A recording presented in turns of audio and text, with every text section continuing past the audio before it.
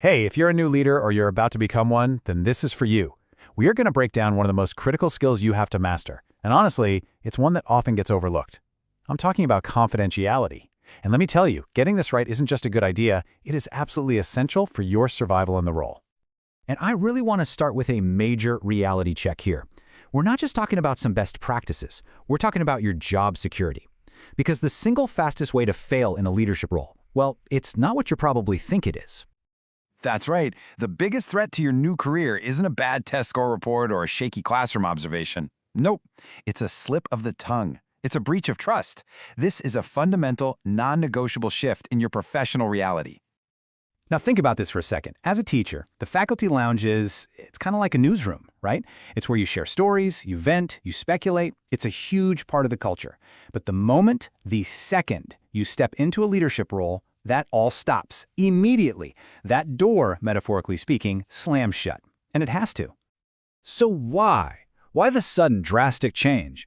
Why does the way you used to communicate and build camaraderie suddenly become so dangerous? Well, it's because your perspective has completely changed.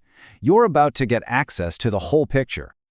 And this really shows you the weight of that new knowledge. The stories that used to just be rumors, now they come with really sensitive, private, and often painful context. The parent who seems irrational, they're in the middle of a brutal custody battle.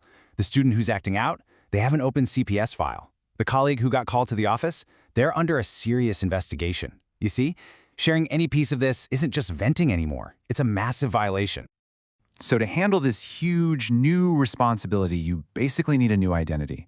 Your friends, your former colleagues, they might still see you as their source for the inside scoop, but you have to retrain them. And more importantly, you have to retrain yourself. You have to become a vault, impenetrable, secure, totally and completely trusted. Okay, so how do you actually do this? Let's break it down into a simple framework. I want you to think about confidentiality in 3 distinct tiers. Each one has its own rules and its own challenges. Let's start with Tier 1. Tier 1 is all about the students, and it's governed by federal law, specifically FERPA. So that means if a student gets suspended, you legally cannot tell other teachers why unless they have a direct educational need to know. And here's the really crucial part. Even when the rumor mill is going crazy with completely wrong stories, you have to stay silent. You have to get more comfortable with letting people be wrong than you are with breaking the law. Think about that. All right, Tier 2. This is often the toughest one, socially, because it involves your peers, your friends. If you sit in on a disciplinary meeting for a teacher, that information dies with you. That's it. So when your friends come up and ask, hey, what's going on? You have one and only one answer. I can't discuss personnel matters. It might feel cold, it might feel distant, but trust me, it's the only way to keep your professional integrity and protect everybody involved. Then we have Tier 3. This kicks in during those really high-stakes situations, a lockdown, a medical emergency, a threat on campus. In those moments, people are scared and they are desperate for information. But your job is to be a source of calm, not a source of chaos. Leaking unverified details or your own speculations to your friends doesn't help anyone. It creates panic. You can only release facts that have been officially verified. Period. Let's be real though, knowing all this stuff doesn't make it easy. There's a huge temptation to share, to give your friends the inside scoop. I like to call it the cool admin trap. So why is this trap so tempting? Why do so many smart, well-intentioned new leaders fall right into it?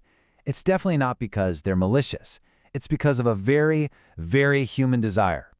And there it is. You've just changed roles, and you're scared of being isolated. You want to show your friends, hey, I haven't changed. I'm still part of the team. You can still trust me with the real story. You just want to prove you're still one of them. But here's the giant paradox in all of this. Sharing secrets doesn't build the kind of trust you need as a leader. It actually does the complete opposite. It proves that you can't be trusted with sensitive information, which, is the entire foundation of your new job. This right here, this captures the psychological fallout perfectly. The person you're telling the secret to, sure, they might listen, they might even seem grateful for the gossip, but in the back of their mind, a seed of doubt has just been planted. And they're thinking, if they're willing to talk about someone else's private business, I wonder what they say about me when I'm not around. So if talking erodes trust, then the solution has to be its opposite, right? Your most powerful new tool as a leader isn't what you say, it's what you don't say. Mastering the art of strategic silence is everything. But look, being silent can be super awkward, especially when a friend is really pushing you for details. That's why you need a tool. You need a pre-planned, easy-to-remember line that you can just pull out without even thinking about it. You need a stop phrase. And here it is. I want you to memorize this. Burn it into your brain. I love you, but I value my license too much to talk about that. It's perfect.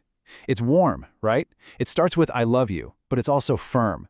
And the most brilliant part is it deflects the pressure away from your relationship and puts it onto something external, your professional license, the law. It's not personal, it's professional. So please, remember this.